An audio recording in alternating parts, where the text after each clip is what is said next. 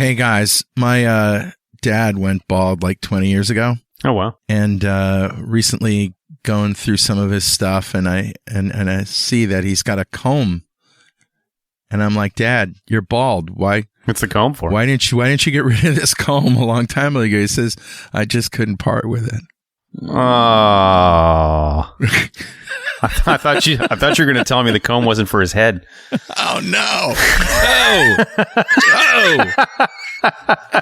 That's for his back.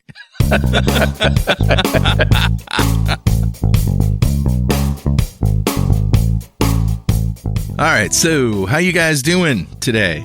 Good. Fantastic. Patrick, you're in a new place. Where are you? I'm in the office outside the house as a separate building that I've finally gotten to be usable. Okay. Thank you for the targeting data, Patrick. You're welcome. You don't know which. There are many. There are many. At the Heinz complex, there are many buildings. Yeah. I'm reading the location by the reflection in your irises. Maybe I'm above ground. Maybe not. You're definitely above ground. I can tell by them trees in the background. Such a screensaver. Okay. I should do that. I should make an underground bunker and have screens that look like windows with foliage moving around. I think it'd be cool to have an underground bunker anyways, but that's just me. Right. I mean, it is. I mean, it would be. All right, so it looks like we have 8 stories. Perfect. Woo-hoo. So I have a side story to our first story once we break the news. Well, why don't you go ahead and break it? So there's some scuttlebutt. As you know, I'm a big China watcher and Russia watcher. And there's some maybe reliable, probably not, but it sounds interesting that there may have been an assassination plot against Xi Jinping. Oh, man. Oh, wow. When he returned from the BRICS conference, supposedly the Rocket Force generals planned on engaging him with a rocket on the way into China. Wow. And he changed his flight plans, landed somewhere else, and then took a train, and then promptly arrested hundreds of military commanders. Wow. Oh, so it doesn't look good. It was about 8 hours ago it was reported when I first saw it, but I haven't seen it emerge into mainstream journalism, so I'm sure it's not going to be verified. It's still rumor. Somebody tipped him off, you think? Yeah. They're supposedly, I mean, they plan agents all over the place. It's becoming 1984 in China. All right. Well, what is the actual story that we're reporting? Chinese hackers stole 60,000 U.S. government emails in the Microsoft breach. Yeah, this is a story that keeps giving. Yeah, that's right. And we talked about this, I think back in July when it actually happened, when this story broke. So this was a group, according to Microsoft, called Storm 0558. Because remember, Microsoft has switched off of the really cool names like Crypt Spider and Lazy Panda. And they've switched over to now weather patterns. Anyway, so Storm 0558. Or a Chinese hacking group, had breached Microsoft, gotten some keys that they could use to then sign authentication into email. Okay. And according to this, the U.S. State Department was one of those groups, about 25 different people from the U.S. government, employees, were part of that hack back in July. And the State Department is actually the one who tipped off Microsoft. Wow. That the breach happened. But not before 60,000 emails went out the door, apparently. Yikes. But probably before 160,000 went out the door. Yeah, and these were all unclassified. You got to imagine, for those of you who actually haven't done a lot of like FedRAMP, GovCloud type stuff, there's entirely separate clouds for secure data versus not, less secure. Unclassified data, right. So this was on the unclass side. So, sucks, but wasn't that big a deal. Wow. But yeah, just the fallout still keeps coming. The gift that keeps on giving. So we talked about China. Now we have to talk about Russia. Or people alleging to be in Russia. It's such a bold statement. No, these guys are Russian. These guys are Russians. Yeah. So according to TechCrunch, Russian zero-day sellers. So let me unpack that, because zero-day selling... 0 days, we've talked about this before, where you create... Well, wait. Let's read the whole headline first. Okay, Russian zero-day seller offers $20 million for hacking Android and iPhones. So they're offering money to people who know how to hack these things? Yes. Yeah, so a 0 day is an exploit that's not patched. Right? So it'll work on any phone right now, fully patched. You go out there, you could run this exploit and it'll work. So you would think if somebody had that code, somebody had a 0 day for iPhone. Well, it's illegal to sell, right? Why wouldn't they just give it to Apple and Apple will fix it? Right. And it's not. There's a market out there. There's a weird sort of gray market out there of companies that buy up exploits and then supposedly work with the vendors to get those exploits fixed. Sounds shady. Yeah, these guys have not said they're going to do that. They've formally said, listen, we'll pay from $200,000 to $20 million for an exploit on Android or iPhone. Actually, I think it's they used to offer 200,000 and now they're offering 20 million. Wow. And on top of that, they say the company says that our clients are Russian private and government organizations only. Yikes. They don't sell to anybody else on the planet, but Russian private and government. So, all right. So if you want to be a traitor and you want to commit treason against your country, Americans, then by all means, and you have the knowledge that Dwayne has, what am I saying? Dwayne, you could retire. Not worth it. It wasn't that long ago that we saw an iPhone 0 day that went for 2 million. So the prices just keep going up. This is a big jump. Two zeros. Well, it depends. Let's say. Well, I have a couple questions about this. A, where's Russia going to get $20 million? But aside from that, B, North Korea. You know, if you are, I know, if you are Russia and you have, let's say you identified a target, and let's say that target is in Ukraine. Yeah. And let's say you know they use an iPhone. Is $20 million worth being able to hit that target and pull data off their phone? To Russia, it certainly is. Yeah, probably. This is pretty cheap for them. Yeah. So if you're going to sell it, most of the missiles that are being fired, like the are by iPhone. The Kinzhal missiles are about $20 million each. Okay. By iPhone. Yeah, exactly. They're launching it by iPhones. Hey, wait a minute. This didn't work. The app is broken. No. Oh, no. So this is an escalation in the 0 day market, but it also shows that they don't have these exploits in hand. Otherwise, they wouldn't be offering. They would be saying, please sell us your 0 days. You don't. If you had effective 0 days to use, you wouldn't be offering this. Yeah, they don't have 0 days because they're 0 day, right? They don't have them. They want new ones. There are. I'm sure there are 3 other organizations that have 0 days that we don't know about. We may never know about. Yeah. One of the things that we've said before, we should bear saying again, is everything has 0 days we don't know about. The question is whether we'll ever know about them. They have flaws. Right. And that market is so crazy. Think about a 0 day. You create an exploit. And we've created 0 days here. You'll create an exploit, and you have this exploit. And the proper responsible thing to do is tell the organization that the software is for, and they go fix it. But let's say you don't do that. Let's say you want to hold on to this exploit. You want to use it. Well, the first time you use it, potentially it's burned because it gets picked up by antivirus or something along those lines. Yeah. And now it gets discovered and everybody knows about it. So you've lost it. Or B, the organization in their process of updating their software and patches it out without you even being able to use this exploit. So they have a shelf life, right? You have a 0 day. It think of it like fruit.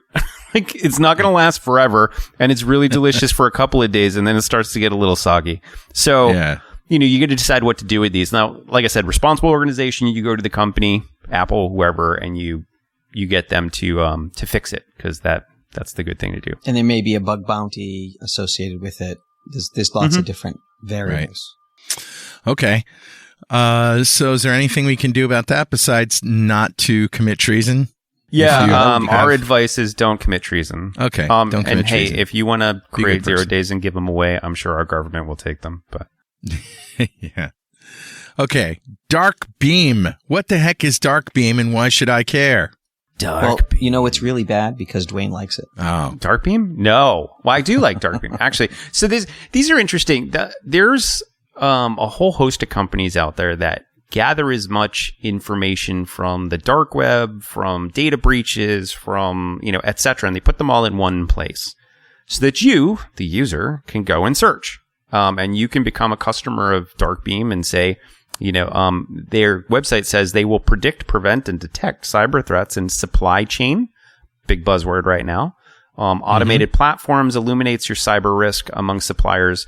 pinpointing vulnerabilities, guiding responses, and notifying you if an incident may have happened. So they're keeping track of the dark web. They're aggregating as much data. They're in essence a data broker. They're aggregating all of this cybersecurity risk and data. Well, if you're an attacker, what's the best place to go target? Probably the guys who have all of the risk and data information. And that's what happens. So the headline reads, Darkbeam leaks billions of email and password combinations. We've talked about our friend Troy Hunt and his Have I Been Pwned site. Oh, yeah. I think this is similar, but my understanding is these guys have amended the data. So basically they've taken probably explicit data that Troy would have in his database, but they've added stuff like emails and things that am I correct there? Is that how they're a data broker, or are they using the same? Is this a re-exposure of exploits of breaches that have been in the past? I think the main difference is that Troy Hunt gets his data by people who get breached, and they offer it to him. They say, here. No? I don't think so. No, I think Troy gets it on the dark web the way everybody else does from Pastebin and other places. Oh, really? And yeah, I don't think anybody would want their data in his, companies are too reticent to that, but he's free to get that. This would be the equivalent of him getting hacked, which Troy's very good. Hopefully we'll never have to talk about him in that regard. Yeah. But, I think I'm trying to understand whether there's any new data here that wasn't exposed in some other breach at some other point. Oh, okay. I think it's no, but this is an aggregation of that makes it much easier for lesser hackers to put together a database that they wouldn't have been able to put together before, or would have been harder for them to put together. Understand it's a lot of work to turn this breach data, which is usually text files, zip files, tarballs, into a database that you can actually search. And there's nobody going to hand that to you. But this data might be in a format that is more parsable. Yeah, and this is a platform where you as an organization could sign up. I get that. And have them monitor you. One of the things they talk about is having the hacker's eye view, if you will, of what your company looks like from a risk standpoint. Yeah, I'd be very curious to know what percentage of this is new data that's never seen the dark web. Well, that's true. And what percentage is just a rehash of the old dumps of things that are already out there. Yeah. And as for that opinion between Patrick and myself, you'll have to ask Troy about that. We really don't know. That's just what I thought I remembered him telling me back in the day. And I haven't had the deep conversation with him, but I remember when some of the dumps came out, he had blog posts that talked about parsing the data. And it was the same data that we were parsing too. Yep. Okay. Yeah, absolutely. Right. And interestingly enough, I actually like the way Troy does it in that you can query the website, and we could go into the details of it, but he never actually gives you the ability to say, hey, here's my email address. What passwords are mine? Yeah, right. You can say, hey, here's my email address. Was I in a breach or not? Yeah. He's super careful. Or you can say, hey, here's a list. Here's a password. Is this in a breach? And he'll come back with a bunch of different, like he doesn't even know what password you typed in. Right. Because of the way that your client hashes it on the way in. Yep. And then he comes back with a whole list of hashes and says, yeah, if it's in this list, it was breached. So he has this secure exchange that makes it really hard. Yeah. In this particular case with Darkbeam, they had the backend database, but what they had done is they're using, I think it's an Elk stack. So Elasticsearch and Kibana, on the back end that was open. So anybody could query the back end. Front end might have been secure. Back end, and the hackers were like, "Oh, wow, look at this. We have access to the back end. Let's just pull all these emails." It's funny. Elk stack is one of my father's hairstyles before he lost his hair and kept his comb. The Elk stack. That's good. Yeah. Yeah. All right. Should we move on to this next one? Let's do it. All right. GPU.zip. So Dwayne's already I'm so excited about these. This. I love side channel attacks. I don't know why they're just so cool. So this is at hertzbleed.com/gpu.zip. All right, Dwayne, the floor is yours. What is this? Okay. All right. So first, let's talk about side channel attacks before we go into this. And I think we've mentioned it before with things like Rowhammer and all sorts of other attacks, which are mind-blowing to me. But a side channel attack is when you glean information from something that isn't directly related to the attack itself. So if I were to select data out of a database because I found some sort of SQL injection, that's not a side channel attack. I pulled the data directly out of the database.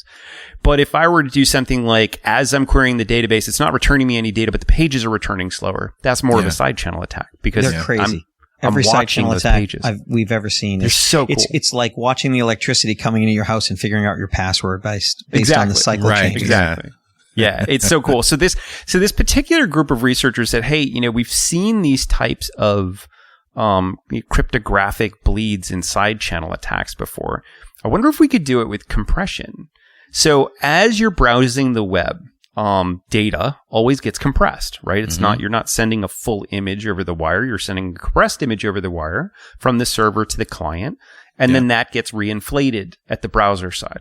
And their postulate was, well, we think, depending on the GPU, we could determine what pixels were reinflated on the other side. So we could literally have a particular tab read the data from another tab, even if it's HTTPS data. So you're browsing your bank and doing certain things, and they could pull the data from that other tab in the latest versions of Google Chrome, etc. So this, just so that we have exactly what they claim to do here. And if you read the paper, there's, I don't know, what was it, a 60-page PDF that explains their attack, Academic which is paper. awesome. It's a really good white paper. But GPU.zip is a new type of side channel attack that exposes visual data processed on the graphics processing unit, the GPU. This channel exploits an optimization that is data dependent, software transparent, and present in nearly all modern GPUs. So every GPU that's out there, even if it's on the board, has this issue right now. We present the first security-centric analysis of the optimization and demonstration, and they demonstrate leaking visual data and grabbing it from another tab. It's fascinating to read through this. You say one tab can read the pixels from another tab. Is it done with JavaScript? So it's done with, if I remember correctly, yes, I think it's done with JavaScript, and it's done with SVG. One of the SVG processors, which is an image processor. So I'm going to give an analogy that it helps me explain this to people. I love your analogies, man. This one's a little longer. All right, let's say you're in the desert and you're starving. No, I'm kidding. It's just Wrong 'cause I'm analogy. hungry. So imagine you're in an office building and a three-letter agency is in one of the offices, and they've taken great pains to secure their space, insulation, soundproofing, everything you can think of. But they have a wet bar in their main conference room, and they have a sink. And you have an office somewhere in that building, and you can use the plumbing to listen to things that are being said in that room by watching the water level fluctuations in a basin or in a pipe.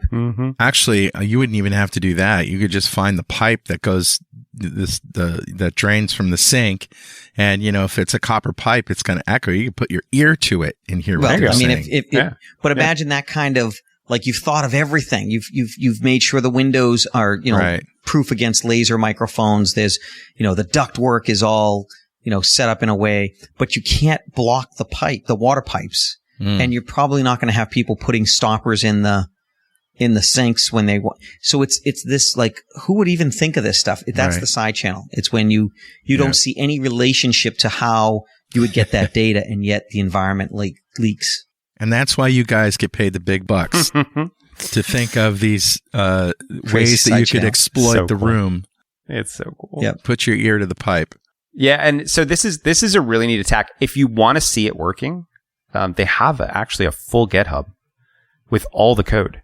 And they walk you through, okay, here's how to spin up the web server and put up an image on the web server, and here's how to spin up the evil web tab and put a JavaScript in that evil web tab. Here's the JavaScript, and you'll see it actually tear from one tab. It's very cool to watch. Watch it rip it apart.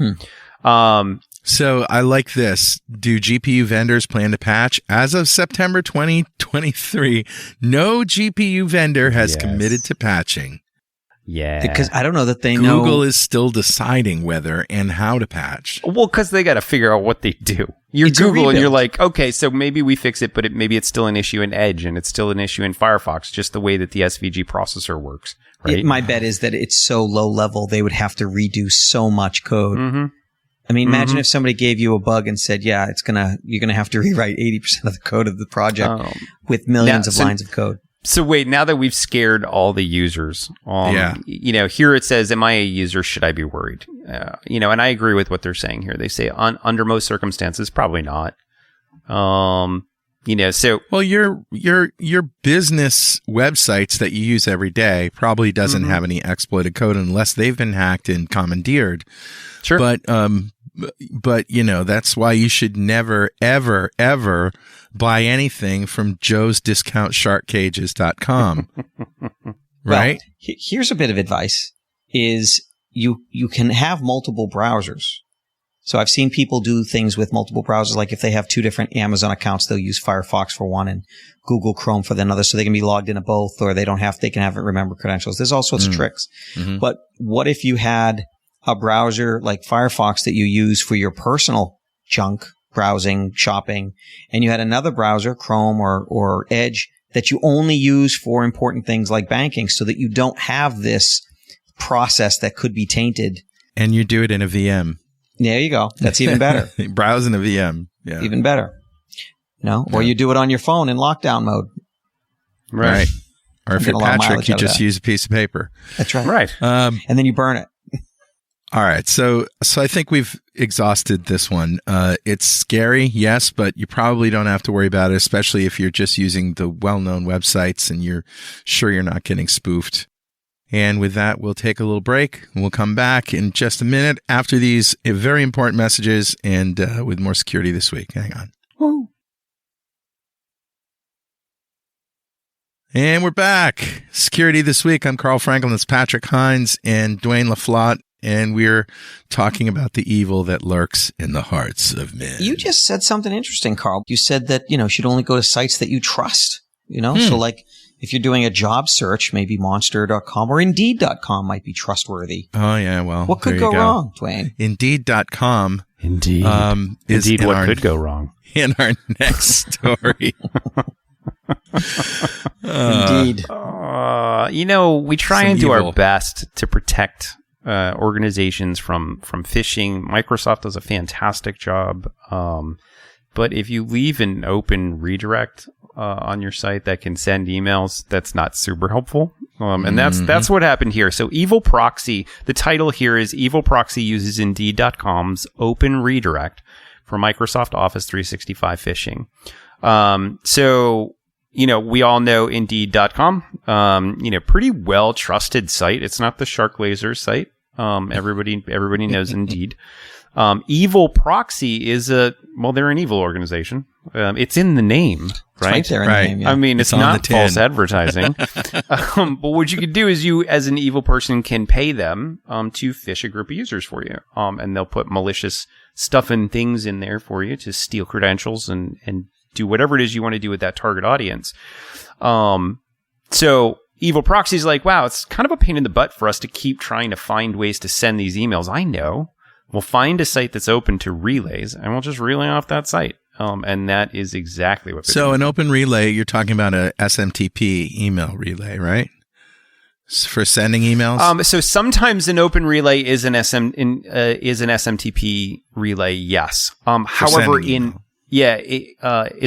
an SMTP open, like an open relay SMTP would be like, oh, we trust this, this particular server to send email, and it never authenticates anybody for sending mail. Yeah. You don't have to provide a password, just your email address, and it says, okay. Right. Yeah. However, a lot of that gets discovered very quickly. So if you have an open mail relay, a lot of that's going to make it out onto blacklists where they're not going to allow you. I think Spamhaus is still one of them, but they're not going to allow you to actually send any emails. So when you go to send an email, you're automatically either marked as spam or they get blocked. So most relays don't last long.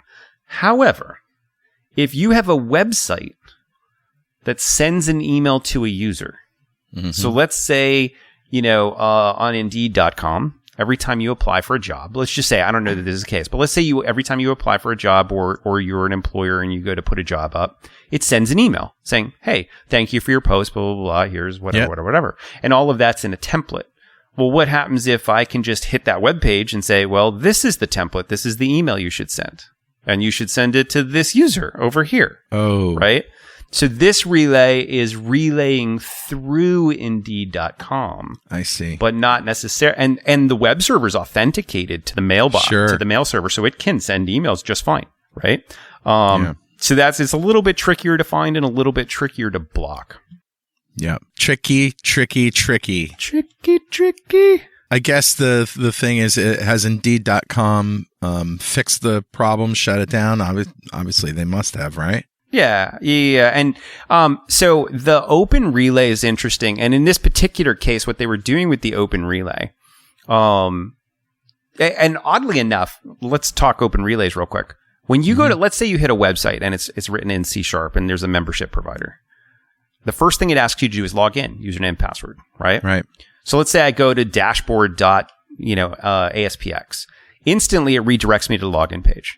Well, if you look up at the URL, it says return to URL equals the dashboard ASPX, right? Because when you log in, it needs to go, where do I send you back? Right. Where were you trying to go before we redirected you here?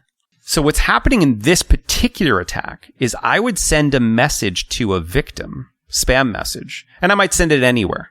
And when they click on the link, it actually goes to Indeed.com and redirect and has that where should I send you link, and it sends them back out to some evil place where you can grab Office 365 credentials and that sort of stuff. Some place with a GPU zip script on it that's going to read all your tabs. So in this particular case, right, you receive a phishing email. And it has an Indeed link. And who's going to block an Indeed link? It's fine. Right. You click on it, and when you're clicking on it, you go to Indeed.com and then automatically get redirected to some other place. So you remember that whole thing that I said before the break about only go to websites that you trust? Yeah, forget that. Forget I said that. Yeah, everybody's doomed. Just don't browse the web. It's too dangerous. So when I get an email, even that I expect in many cases, I open up a separate browser and I try to go to that site and see if I can navigate and find what they're pushing me towards. And usually I can. And sometimes I can't. And occasionally I'll knuckle down and say, okay, I'll click their link after I've inspected it and looked at it and made sure, because I want to make sure that we're not falling for these things. But it's what you expect. You get so much spam. If you just happen to be in a negotiation with Netflix over renewal or Sirius XM and some hacker gets in there with the right message, you could make a mistake. Yeah. So it's basically like working with a lawnmower. Hopefully everyone who works with a lawnmower is careful about working with a lawnmower because it's dangerous. Don't reach down and clear the stick. Email is like a lawnmower. Yeah. It's pretty good until suddenly it's very bad. Yeah. And so you should treat every message you're going to click on with care the same way you would if you were mowing a lawn. Yeah, no, absolutely. And that's great advice. Like in this particular case, it would look like you're going to Indeed.com. And when you click on it, it's going to bring you to a different place. So I just log on to Indeed, and then once I found what I was looking for, I'd delete the message. And if I didn't find what I was looking for, I'd start suspecting the message. Or I'd start suspecting that Indeed is stupid and their UI is bad. But I should be able to find it by logging into the site myself. Yes, absolutely. Yeah, and that's great advice. If you get an email from Netflix or Indeed or whoever, go to the site and log in. There's no need for you to click on the link in the email. Right. Yeah. Okay, let's move on to Atlassian. Who wants this one? Atlassian patches critical confluence 0-day exploited in attacks. It's listed as a CVSS score of 10, which means you're already breached. Actually, it just means it's very, super high risk. So a potential consequence is a successful exploitation of this vulnerability could allow an attacker to elevate their privileges to become an admin. I think that's big, but I don't know that it warrants a 10 because it's a priv-esque as opposed to a remote code execution. That's a privilege escalation, kids. Right. So the reason I'd probably have an argument with MITRE about this score. Understand that the remote code execution means that I can, from the outside, cause a device to run my code, or cause a system to run my code. I always consider that a higher risk than something that escalates my privilege and gives me greater capabilities in a system. Now, this is a big deal because it gives you admin capability, but you have to be on the system already. Now, you really only care about this if you're running Atlassian. Of course, but if you are running Atlassian and someone's already on your system, this would give them the keys to the kingdom. Yeah. If they're not on your system, it doesn't really help them. So I kind of take issue with the 10 because I think of it that way. Well, it's a 10 under the right circumstances, right? But what you're saying is that so is everything else. It's not an everyday occurrence that these situations present. I think Patrick, you know what else is a CVSS score of 10? What? A $5 lead wrench. That's true. I'll always get the password with it every time. That's right. Eventually. I have no idea what the hell you guys are talking about. In other words, if I get a wrench and I beat somebody to death, that's beat them with it. Eventually, they will give you access to the system. No, he thought a lead wrench was some exotic tool. Well, I use lead wrench. I mean, our tools do have stupid names. That's true. Yes, they do. Yes, okay. They do. No, he meant the actual lead wrench. Actually, you even go with the steel. I like the chrome. And that's the common. That's the common paradigm. Lead wrench. The blood, right? The blood soaks in the lead wrench a little bit too much. You want? No, you need a steel wrench. I think it's lead pipe steel wrench. Well, if you use a lead wrench, and then you give somebody a concussion and lead poisoning at the same time. At the same time. Yeah, but you might get lead poisoning from it. Yeah, Patrick likes to give people lead poisoning differently. See, you got to think evil. You got to wear gloves, Patrick. Now I need more things. Simple. Keep it simple. I'm reminded of Scott Evil encouraging his father. I've got a gun in my room. I'll grab it and shoot him in the head. It'll be fun. You don't understand, Scott. Yeah. So I'm my only issue with this story, other than the fact that I wish they didn't have vulnerabilities like this, is that I don't know that it really merits a 10. So I think we're starting to see inflation in the CVSS scores. And it was patched, right? Yes. Back on the 4th. Yeah. Okay. Yeah. So back on the 4th yesterday. All right. But it's being exploited in the wild. Yes. I think my biggest problem is that it's a privilege escalation as opposed to a remote code execution. Right. Okay. And that also contributes a little bit to the score, though. Like if a researcher finds it, okay, yes, but it's contained. If it's actively being exploited in the wild, a little bit more dangerous. Yeah, but they don't really migrate that score very often, do they? It's not like they change the score after it's patched. They don't. So, again, I think we're seeing some. We're not seeing as much control in how these are rated, but it's still I pay attention to anything at all. If most of them are almost all over 8 or 9 in order to get to the news. All right. So now for some good news. The National Security Agency and the Cybersecurity Infrastructure Security Agency, CISA, revealed top 10 cybersecurity misconfigurations. So these are the top 10 things that people do wrong that allow them to get hacked, right? Yeah. So I like one of the this problems. list. We've talked about it before. One of the biggest ways that bad guys, bad stuff gets on your network is phishing. Someone clicks on the wrong thing, does the wrong thing. We talk about that a lot.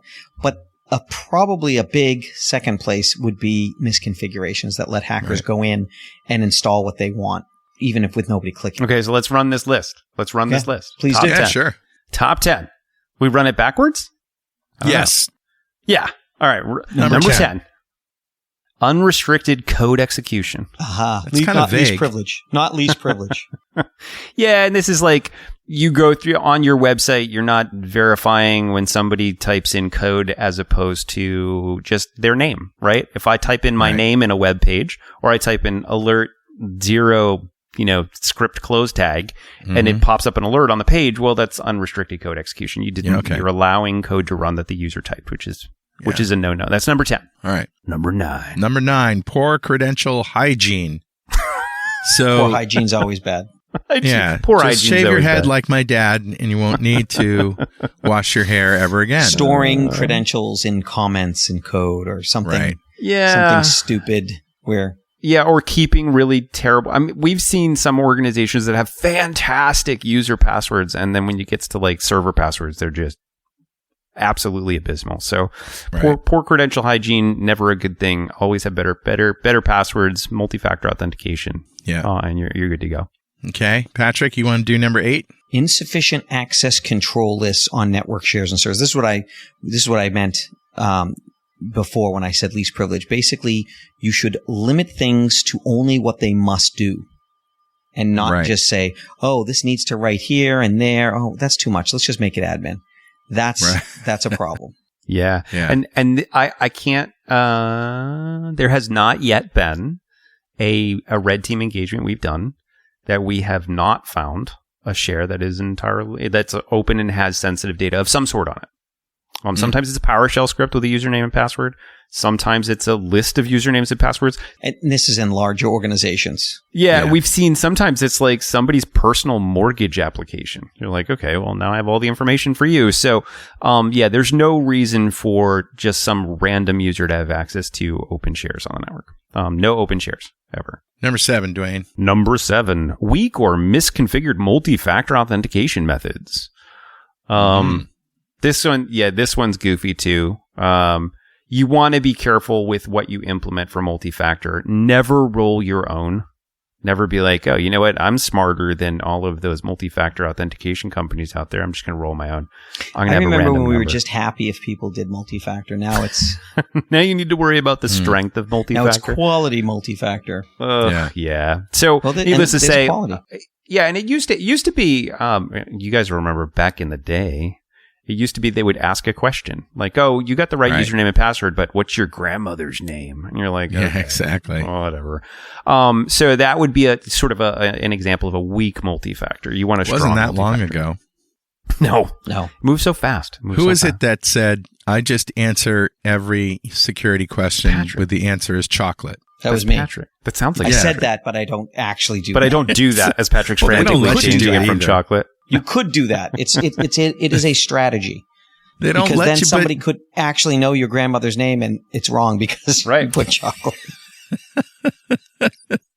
Yeah, it doesn't work either. I mean, they've gotten hip to that. All right, it's weak. It's just not. It's not that it's not a. It's better than just having the password. I have to say that. But it is not as sufficient as we need it to be in this day and age. All right, number 6, bypass of system access controls. Bypass? Yeah. Who would bypass system access controls? When you have like loopholes. Override the security protocols data. Yeah. When Dwayne says things like, well, what if I base 64 encode something and exfiltrate it that way? Like, the system knows to not allow this data out, but if I base 64 encoded it, it doesn't recognize it, so it lets it out. Right. That's how I read that. Do you read it differently, Dwayne? No, you're absolutely correct. And there's also, a lot of times these things are done by convenience. You know what a pain in the butt it is for me to add a new user? Like, I have to log into this particular system, and I can only do it when I'm in the office, and blah, blah, blah, blah, blah, blah. It'd be really great if I could just bypass those. I'm just going to put open a firewall port so that I can connect from my house and do things. So there's a lot of, ways to look at system access controls where administrators will shoot themselves in the foot just to make life easier. Yeah. And that will come back to bite you. Number 5, poor patch management. Listen, I would rather you have poor patch management than no patch management. But are they really I gotta agree with Sissa here. You know what? You probably should have good patch management. Make sure all of your systems are patched all the time. All right. Lack of network segmentation. So everywhere I've ever worked, I've always implemented or required that development and testing and other departments have their own networks, because sometimes, especially with the security guys that we're doing, I might have somebody literally working on testing ransomware, and I don't want it to get out. Right. But there's other things. If this way I minimize the damage potential, the shares that can be breached. So finance doesn't get breached because development did something stupid. Right. And we all know that development does stupid things all the time. It's part of their job. Innovative, out of the box, absolutely. Stupid things. If they're not doing stupid things, they're not innovating. That's right. Right. Okay. So number 3, insufficient internal network monitoring. Yeah. So there are a lot of people who are just trying to keep their head above water when it comes to cybersecurity and proper, credential hygiene and MFA and getting people to do the right things. And they don't perceive they have the time to implement a system that will monitor their internal network report any incidents up. And I think the problem is there's an upfront investment of time or money or both to get that up and running. But once you do that, it saves you time. You get notified when things happen that you should worry about. Right. So, that's the tough part is, do you pay the devil now or pay him later? Right. And paying him later is going to cost a lot more. So you really should implement the time up front, to put in some form of network monitoring. It's going to save you time in the long run. Okay. What's next? Number 2, improper separation of user and admin privileges. Mm-hmm. Everybody should be admin all the time. all the time, admin. Admin, everybody's an admin. Everybody do everything. Before you go on, Dwayne, one of my favorite tactics on a new server was I would rename the admin account to something innocuous and then like create a new admin account that had no privileges and a hellacious password. Right. And so hackers would come in and they'd be like, I'm in as admin, but I can't do anything. Yeah. Now we, and we've seen that actually quite a bit, renaming the administrator account. There are ways to bypass that now. Which is always it's always, the 500 account is admin. Yeah. You know how I deal with that now? I don't run my own servers. Yeah, that's a great idea. Yeah. That's another way to do it. I just move to the cloud. Yep. Let the hackers do it. I mean, I let the hackers. There is a story about a windmill farm where they generate power out on the West Coast. A bunch of different windmills up, generating power, and they started to notice a performance increase in the computers that were monitoring the windmills. And they were like, "Oh, this is awesome!" And then a security researcher came in and said, "Listen, I've done an audit and I found there's hackers in every one of your systems. Like all of them, they're doing like management of like they're mining Bitcoin. They're doing all sorts of things." And they're like, "Yeah, but we're seeing a performance increase." And they said, "Oh, well, while they were there, they patched things, they fixed the servers, and they got them to run better so that it would mine better." And he was like, "What do you want me to do with them?" And they were like, "Well, nothing. Leave them alone. We're actually operating better, right? Just let it be." So we've seen that happen, but it's rare. That's crazy. Yeah. So needless to say, least privileged. Normal users should have a normal user account. You can only do the things the user needs to do. You should never just throw an administrative privilege at a user just to have a problem go away. So there's a little crossover in some of these, Yes. Like this is the third one that touches on least privilege, for example. All right, Patrick, what's number 1? You got number 1, buddy. Default configurations of software and applications. Now, the problem with most software and applications is that they only get tested. 80% of the software testing occurs on the default configuration. Right. But the default configuration usually turns everything on. Like we've mentioned before, printers that can email. You don't need them to email, but it's on by default. Yeah. And so you want to minimize the attack surface. You want to have as few bells and whistles. If you don't need it, turn it off, uninstall it, get rid of it. And you'll be better off. But that's the number one thing, is people get hacked through systems they didn't even know they had. I have a story. So I recently, for all the guitar players out there, I recently bought a brand new amplifier. It's a Mesa Boogie Mark V. It's about almost $4,000. Like it's a combo amp. It's really expensive. It's got every bell and whistle and switch. It's got something like 60 switches and knobs and dials on it, right? So I get it on all, all the volumes are down by default. I turn the master volume up, and somewhere in me playing with it, I figured out that the master volume doesn't work. I turn it all the way down, no difference. Turn it all the way up, no difference. But the volume, and it's got 3 individual channels, like clean, crunchy, and distorted. And the masters in all of those work just fine. Now, right below the master volume, there's a solo volume. And you turn that up, and you can hit a switch on the foot switch, and it boosts the volume to that level, right? The master volume to that level. So it's a very convenient feature, right? Yeah. Yeah. But it doesn't work. So I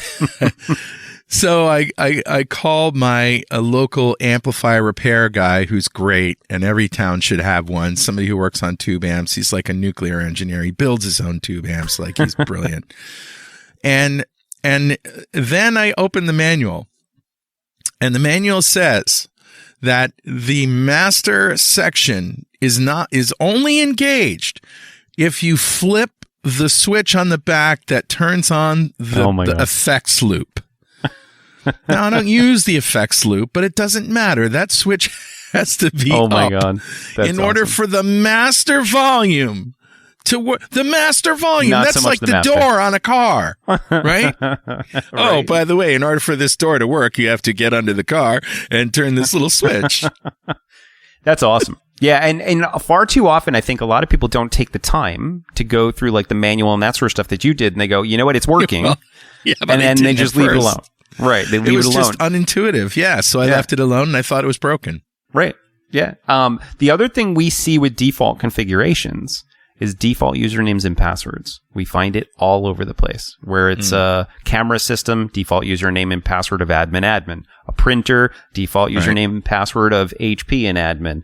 A switch, default username of root and no password. So password 12345. Yeah, we've seen this over and over and over and over again. Default passwords, because it's a default configuration, can lead to disasters. Actually, this was especially a problem on old mini computers and mainframes. I remember some of the old hackers saying that, you know, if you have one of these or your company has one of these, chances are they didn't change the default password.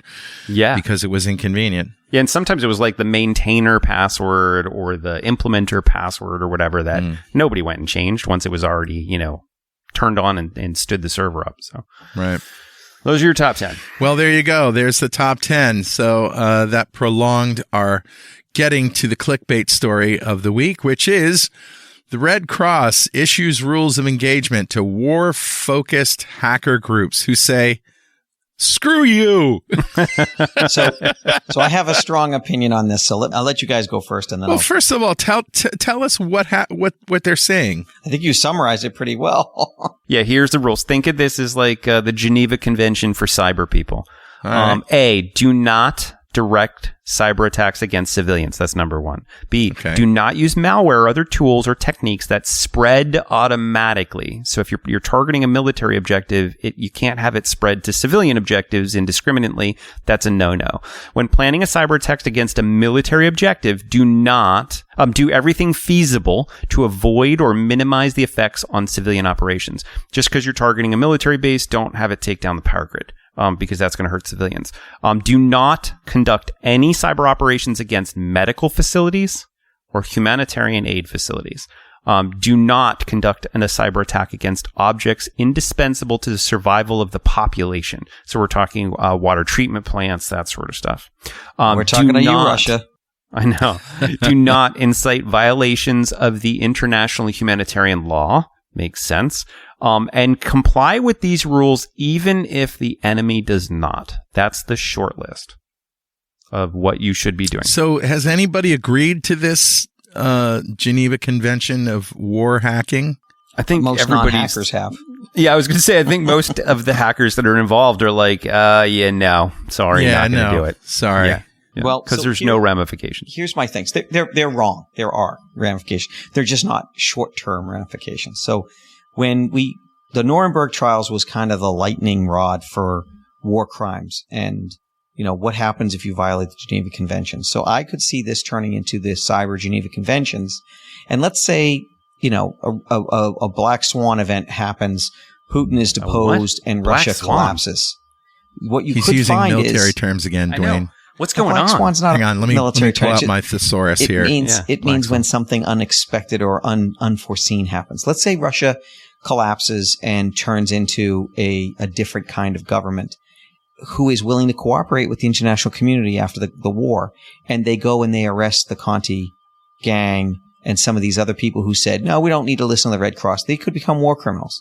Right. So there's ramifications down the road probably, maybe not for these individuals, but eventually we're going to get to a point where the laws of warfare catch up. And doing stuff like this is a good first step. It's a good first definition. And it, just like the Geneva Convention, just because your enemy doesn't obey those rules doesn't mean you shouldn't. We treated prisoners, most of the time we treated prisoners according to the Geneva Convention, even when our enemies weren't. And it gave us the moral high ground. It helped us, secure allies. There's just a lot to be said for it. We don't want our government doing these things anyways. We don't want our government burning civilians. So I'm okay with us playing by these rules, even if our enemies don't. But eventually they're going to regret it. Now, here's a question. Here's a question for you guys. You're hackers. If you were a war hacker and hacking against a nation state that was doing bad things, how would you know whether the hacks that you were doing would affect civilians or not? So that's a good question. You can figure that out most of the time. If you're bringing down the power grid to a civilian population, that's one thing. If you're shutting off a power relay to an airbase, that's a different one. Yeah, and I agree. I think take a look at something like Stuxnet, right? That was a very targeted. How do you spell that? STUX? STUX. NET. And if you go to Netflix, there's a documentary on it. It's awesome. Okay. It's actually really, really good. But Stuxnet was a collaboration between, nobody admits it, but the US and Germany and Israel, I believe, creating a virus that would spread all around the world and did no damage whatsoever, unless it ended up in a particular Iranian uranium enriching facility. And then what it would do is it would overspin the enrichers and then report back to the console that everything was fine. So for years, when they were trying to make weapons-grade uranium, they couldn't, because it would always come out not the right type of uranium to use in weapons. And they had no idea why, and it was a virus that was created. And it was damaging the centrifuges as well. So very, very, very targeted. No collateral damage. Awesome. Now, what could have happened if for some reason it caused one of those centrifuges to blow up and then cause the site to be a dirty bomb and blow nuclear material into the air? Possible, right? But they went above and beyond to make sure that there was no collateral damage that was civilian. So that's an example of, hey, that was a good cyber operation, right? To shut them down. So I guess what you're saying is, when you're hacking like a nation state in a wartime, you're going after specific targets. You're not like taking down a satellite that's used for multiple purposes. Yeah, exactly. For example. Yeah. And you're not going to be like, oh, we're just going to drop a bomb in the middle of the city. I'm sure we'll get the military because they're there, right? Yeah. No, that doesn't make any sense. All right. Strategic strike. We'll see. Only time will tell. But I think it's a good process, and it was a predictable response from people who don't understand how the world really works. Yep. Well, let's hope next week brings some better news. But we have a little good news here. It wasn't a bad week. No, it was good. All in all, it was good. We survived. Side channel attacks and the top hack 10. Another day. I know, right? All right, guys. We'll see you next week. Bye. Thanks, guys. Bye-bye.